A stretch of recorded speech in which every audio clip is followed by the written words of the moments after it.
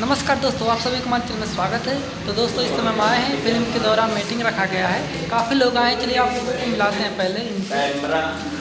Hi guys, मैं किरण मौर्या जयपुर से हूँ, बस्ती में आई हूँ। मेरा नाम राहुल है और हम यहाँ पे फिल्म की शूटिंग के लिए आए हैं। आज फिल्म है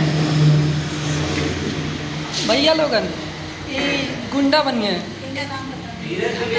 हमारा नाम जय जितेंद्र है। जैकी जितेंद्र, इसी नाम से चैनल है। हाँ, तो गाइस, इनके चैनल को आप सब्सक्राइब कीजिएगा, लाइक कमेंट सारा शेयर करते रहिएगा। देखिए दोस्तों, काफ़ी लोग इधर देखिए, हमारे मोहन भाई बैठे हैं। मोहन, अरे माता साहब आइएगा भैया, ये शर्मा था मैं फिलहाल कोनो बात नहीं। इधर देखिए भैया, इधर देखिए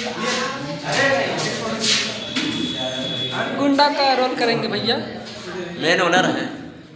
मेन गुंडा यही बनेंगे फिल्म में। भैया जरा बताइए आप कुछ।